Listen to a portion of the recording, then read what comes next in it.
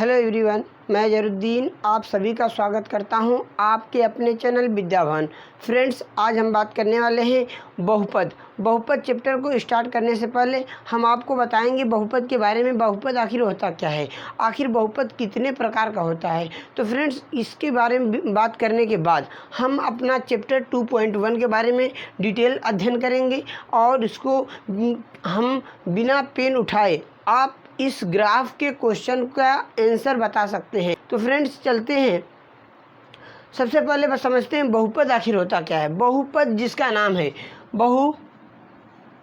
बहुपद, यहाँ पर बहुपद लिखा है। बहुपद का शाब्दिक अर्थ होता है बहुत से पद जिसमें एक या एक से अधिक पद होते हैं, उसे बहुपद कहते हैं। फ्रेंड्स, बहुपद कितने प्रकार का होता है, तो बहुपद आप बता सकते हैं। बहुपद एक होता है रैखिक बहुपद।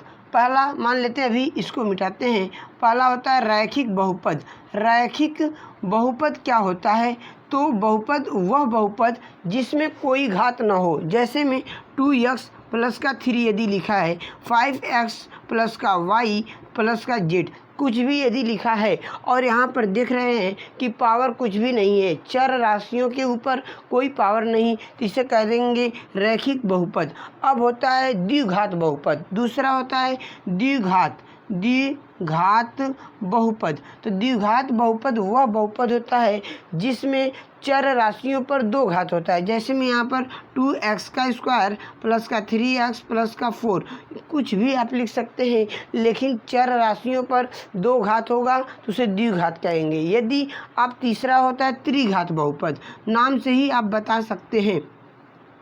त्रिघात बहुपद वह बहुपद होता है जिसमें चर राशियों के ऊपर 3 घात होता है। तो फ्रेंड्स, उम्मीद करता हूँ बहुपद के बारे में आप समझ गए होंगे। लेकिन बात अब यहाँ पर आती है कि बहुपद जो होता है रैखिक बहुपद, द्विघात बहुपद, त्रिघात बहुपद। यदि आपसे कहेगा कि बहुपद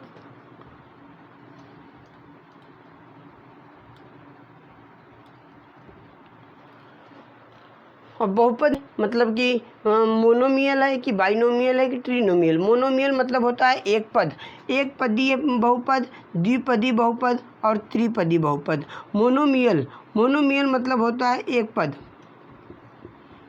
पद जिस बहुपद में केवल एक ही टर्म होता है। जैसे में 2x दे दिया या 4xy दे दिया या कुछ भी दे सकता है। तो यदि ऐसे बहुपद को आप कहेंगे कि एक पद है। द्विपद क्या होता है, जिसमें दो पद होगा, 2x प्लस का y या 3x प्लस का z, कुछ भी आपको दे सकता है, द्विपद हो जाएगा। त्रिबहुपद में क्या होगा, त्रिबहुपद में या जिसमें दो या दो से अधिक बहुपद होते हैं उसे त्रिबहुपद कहते हैं। तो फ्रेंड्स, उम्मीद करता हूँ आपको बहुपद के बारे में समझ में आ गया होगा। अब हम बात करते हैं चैप्टर 2.1 का। पहला एक ही क्वेश्चन है जिसे आप बिना पेन उठाए सॉल्व कर सकते हैं। आप देखकर बता सकते हैं इसमें शून्यकों की संख्या कितनी होगी। तो फ्रेंड्स, क्वेश्चन दिया है किसी भी बहुपद px के लिए y बराबर px का ग्राफ नीचे दिया है।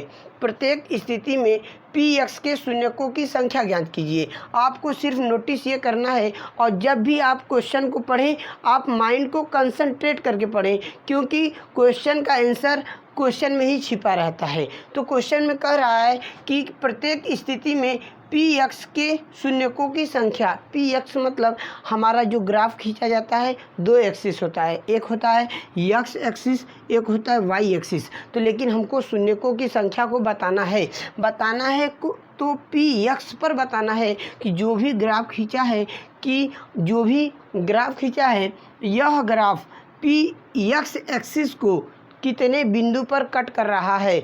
जितने बिंदु पर कट करेगा उतने शून्यक होंगे। तो आइए पहला ग्राफ देखते हैं। पहला ग्राफ दिया है, ये हमारा x एक्सिस है, ये हमारा y एक्सिस है, लेकिन जो हमारा ग्राफ खींचा गया है x एक्सिस को कहीं पर भी कट नहीं कर रहा है। इसलिए हम कहेंगे पहले में शून्यकों की संख्या 0 होगी। क्यों होगी, क्योंकि x एक्सिस को कहीं कट नहीं कर रहा है।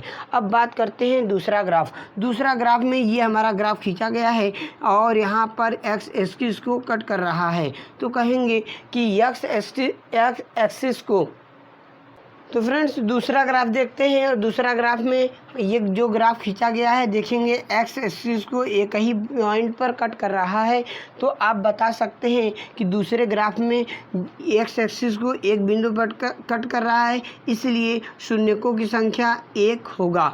अब बात करते हैं तीसरा ग्राफ, और तीसरा ग्राफ में ये ग्राफ जो खींचा गया है नीचे से ऊपर तक, यहाँ पर देख रहे हैं ये हमारा एक्स एक्सिस है, और एक्स अक्ष को ये पॉइंट 3 एक पॉइंट यहाँ पर कट कर रहा है, दूसरा यहाँ पर कट कर रहा है, तीसरा यहाँ पर कट कर रहा है। मतलब ये ग्राफ एक्स अक्ष को 3 बिंदु पर कट कर रहा है, इसलिए शून्यकों की संख्या 3 होगी। अब बात करते हैं अगला ग्राफ। नेक्स्ट ग्राफ में यहाँ पर देखेंगे एक्स एक्सिस को ये ग्राफ 2 पॉइंट पर कट कर रहा है, एक पॉइंट यहाँ, एक पॉइंट यहाँ, इसलिए कहेंगे इसमें शून्यकों की संख्या 2 होगी।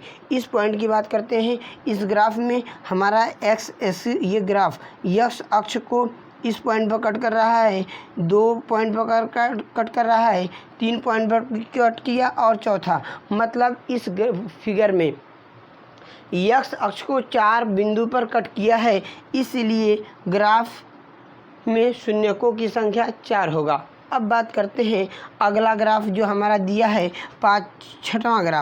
छठवां ग्राफ है, और छठवां ग्राफ में ये जो ग्राफ खींचा गया है एक्स अक्ष को यहाँ पर कट कर रहा है, एक बिंदु, यहाँ पर दूसरा बिंदु, और यहाँ पर तीसरा बिंदु। तो लास्ट ग्राफ जो है एक्स अक्ष को 3 बिंदु पर कट कर रहा है, इसलिए शून्यकों की संख्या 3 होगी। तो फ्रेंड्स उम्मीद करता हूँ आप किसी भी ग्राफ को देखकर बता सकते हैं कि कितने शून्यक होंगे, लेकिन आपको क्वेश्चन पढ़ते समय माइंड को कंसंट्रेट करना है कि आखिर पूछ क्या रहा है। यहाँ पर पूछा है पी एक्स के शून्यकों की संख्या, मतलब एक्स अक्ष पर यदि कट कर रहा है तो शून्यकों की संख्या बताइए। आपसे ये भी पूछ सकता है कि पी वाई के शून्यकों की संख्या ज्ञात कीजिए, मतलब यहाँ पर वाई अक्ष को जहाँ पर कट करेगा उतने शून्यकों की संख्या बता सकते हैं। तो आपको यही नोटिस करना है आखिर ये पूछ क्या रहा है, एक्स अक्ष का पूछ रहा है कि वाई अक्ष का पूछ रहा है। तो फ्रेंड्स आप क्वेश्चन को या आप ग्राफ को देखकर आप आंसर को सिलेक्ट कर सकते हैं, बिना पेन उठाए आप बता सकते हैं। उम्मीद करता हूं आपको ये वीडियो पूरा समझ में आया होगा। यदि आया है तो इस वीडियो को लाइक करें, शेयर करें और इस चैनल को सब्सक्राइब करें। आज के लिए इतना ही। अब मिलते हैं नेक्स्ट वीडियो में अगले चैप्टर के साथ। थैंक्स।